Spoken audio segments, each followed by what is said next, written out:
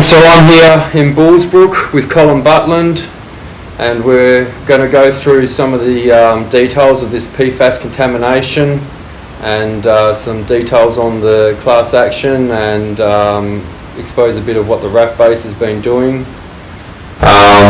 Good to meet you, Colin. Good to meet you, Chris. Thank you for having me. No problem. Thanks for coming down and learning about our community's battles. It's important. I appreciate the invite, and I appreciate the opportunity to be able to bring this to the public of Australia.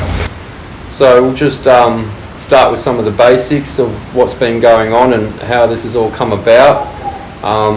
Can you tell me when you first learned about the Pfas contamination? Yeah, certainly can, Chris. We learnt about the contamination back in 2016 from a friend's barbecue. We asked them why weren't they drinking the bore water. We drank the bore water for years and years, and we sort of questioned, what's wrong with yours? And they said to us, look, don't drink the bore water, there's a problem with it called offence. And I remember them writing a little note with a number on it, and they said, ring this number and the defence will bring you water. Nicole, my wife, whom you've met this morning, was pregnant at the time, and it was quite concerning for us. We're learning to be parents, and the water we've been drinking was contaminated. Yeah. We rang the number, and a defence spokesperson said, if you're concerned, as a precaution, we'll deliver boxed water. I knew something was up, because within 45 minutes there was a water delivery, and that's when Nicole and I started our battle. We started researching, just I suppose like anyone does when they're faced with a problem, and getting on Google and making phone calls, and a lot of dead ends, Chris. And for 4 years we've been kicked around and handballed from different departments, council, state, federal, and I've shown you all the documentation today there on the pool table. And we just couldn't believe that we've just purchased a property that the water was questionable. Yeah. So we heard from our neighbours, started our research, and then we started knocking on doors. Both my neighbours here didn't know about it. Yeah. When I knocked on Bob's door next door, I remember he looked at me and said, Colin, I've been here for, I don't know how long. He said 25 years. He's a great guy. And he says, mate, there's nothing wrong with the water here. I said, yeah, Bob, look, defence are dropping me water now, can you? And then I gave him that old bit of paper. I said, can you ring them and get water here? And he says, I'll look into it. And I got that up and down the street, and no one knew about it. So I kept going, and I took a few days off work, and I kept knocking on doors and letting people know to ring defence and get the water, because there could be a problem. And it was sort of playing on my conscience that if I know, then I should be responsible for telling everyone else. Yeah. But it was an uphill battle, mate. You know? And I thought, if someone knocked on my door and said, Cole, there could be a problem with the water, you can get free water from the defence. But I was called names, I was told to go away, I got doors slammed in my face. And I didn't know how to get my message out there. So, after a few days I came back home, and I thought, well, I'll just leave it. But there was a problem with that, Chris. It was starting to make a divide in the community.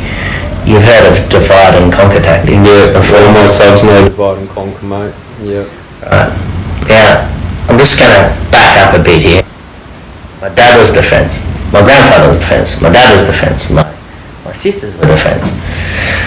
I grew up over there on that airfield. I respected the men and women over there. I felt safe being a part of their organisation, being part of their family as a RAF brat. Mm-hmm. And now I can't see that. I can't see the love for our community. I can't see the love for the people of Australia.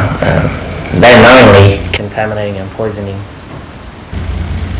our community and many communities all around Australia. Yeah. And so, how do you think the RAF base handled it once the people started finding out that they had been contaminated and started asking the RAF base, what was their response to it? Thanks, Chris. Keep me on track here.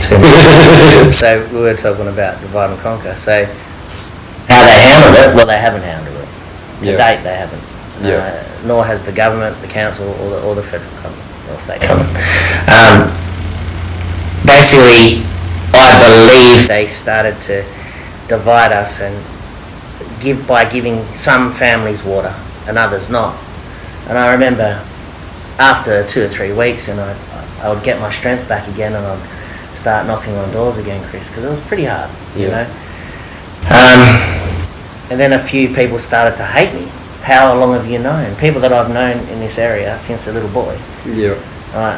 One in particular said to me, he didn't say it to me, but he didn't hang up. He left his phone on and started mouthing off to his wife and about me, saying I'll never forgive Colin for not telling me weeks ago. So you see, so defence makes it my problem. Yeah. And then we start having an argument. And I said to him, well, wait a minute, it's not my problem, I'm just trying to tell you. Well, why didn't you tell me 2 weeks ago? You see, so this is the divide and conquer tactics that they began in 2016. You know, they'd come in test different bores and not their neighbours. Yeah. So they'll say, oh, yours is okay. And then their neighbours, oh, we don't have to test yours because your neighbour's okay. Yeah. They'll test someone's chook eggs. I mean, Bob next door, his chook eggs got tested and they were over the limit of reporting, so basically it's a bad idea to eat the eggs. Yeah. So he had to cull his chooks. And for Bob, I mean, he's been living in contaminated water, he's been drinking it, bathing in it, eating his chook eggs, you know, and he's a very strong character and a very strong man, and he has to stomach. The defence have done that to his children, and they've got to he's stomaching now that they're still doing it. Yeah. You know, so the defence has, other than supplied some clean water to drink, done nothing about it. Correct. So in 2016 they said anyone in this area situated around the defence force can get drinking water as a precautionary measure. Yeah. So what that did is we had to do, as a community, had to let each other know, you know, so bring that chain and get everyone sort of on the box of water. When it got to the stage that they were delivering, you know, over 6 tonnes a fortnight of boxed water, I mean, that's starting to be obviously run into a lot of money for them. Yeah. They ran the investigations and then they started to say, well, we're not going to supply the water to everyone, we're only going to supply the water to people over the limit. So anyone who's just on the limit or just under it is still expected to drink the water, bathe in the water, wash their clothes in the water, eat the fruit off their trees in the water, all of that. So what you have here again, as going back into the divide and conquer, and then we can move on, is that you're taking water away from some neighbours and not others. So obviously Bob next door and Vic next door to me are getting water delivered, which is fair because their water is a much higher contaminant than, say, ours are. So now, being in that situation where I've had to live off boxed water, and you know, getting on the media, and you'll see a lot of our media stuff, and I'm saying, why are we living like this? We're living like we're camping, to them taking the water away, and everyone sort of going, well, I'm not drinking the water again. Yeah. So, you know, so to be clear on that, how many houses did you know of that were getting water, and then how many have been taken off that list and are now getting water?